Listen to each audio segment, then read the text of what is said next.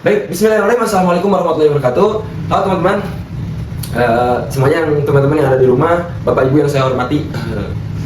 Jadi di sini saya akan menjelaskan, di video kali ini saya akan menjelaskan mengenai aplikasi-aplikasi. Jadi di Indonesia itu banyak sekali aplikasi-aplikasi yang mempermudah masyarakat untuk kepentingan pribadi atau kepentingan umum untuk keluarganya, seperti ada kan aplikasi BPJS, IKTP dan lain-lain. Nah, di sini saya akan menjelaskan tentang aplikasi Jaki, teman-teman. Nah, aplikasi Jaki ini dikembangkan oleh pemerintah Provinsi DKI Jakarta sebagai platform digital yang mengintegrasikan sebagai layanan publik dalam satu aplikasi.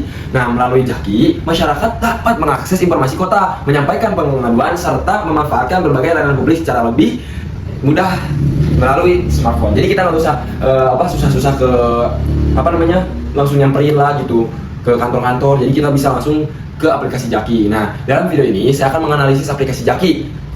Nah, berdasarkan 3 aspek, yaitu kategori ekosistem layanan digital pemerintah.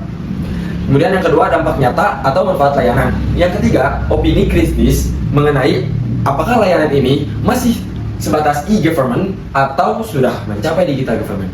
Nah, di sini saya akan menjelaskan yang pertama ya. Yang pertama itu kategori ekosistem layanan. Nah, jika dilihat-lihat dari model ekosistem e-government aplikasi Jaki atau bisa disebut dengan Jakarta kini termasuk dalam kategori government to citizen atau G2C. Nah, model G2C merupakan hubungan digital antara pemerintah dan masyarakat sebagai pengguna layanan publik. Dalam aplikasi Jaki, masyarakat dapat mengakses berbagai layanan seperti informasi kebijakan pemerintah, layanan kesehatan, informasi transportasi, hingga fitur pengaduan masyarakat seperti JEK. Selain itu, laporan yang disampaikan oleh masyarakat melalui aplikasi ini akan diteruskan kepada dinas terkait di lingkungan. Nah, pemerintah Provinsi DKI Jakarta untuk ditindaklanjuti. Hal ini menunjukkan bahwa di dalam sistemnya juga terdapat integrasi antar instansi pemerintah, sehingga secara tidak langsung terdapat unsur government to government atau G2G. Namun secara utama, Jaki atau aplikasi Jakarta kini ini tetap dikategorikan sebagai layanan G2C karena fokus utama adalah memberikan layanan langsung kepada masyarakat. Nah, dampak nyata dan manfaat layanannya apa sih? Nah, aplikasi Jaki atau Jakarta kini memberikan beberapa dampak nyata dalam pelayanan publik.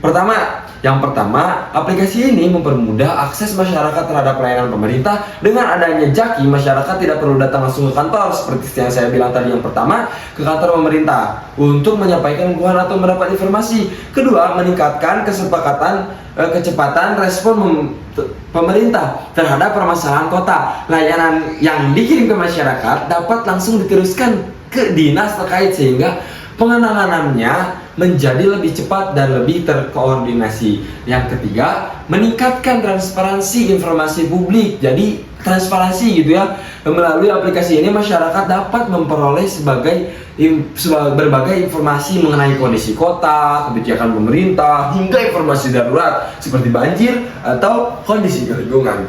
Keempat, aplikasi juga mendorong partisipasi masyarakat dalam pengawasan pelayanan publik karena masyarakat dapat secara langsung melaporkan permasalahan yang terjadi di lingkungan mereka.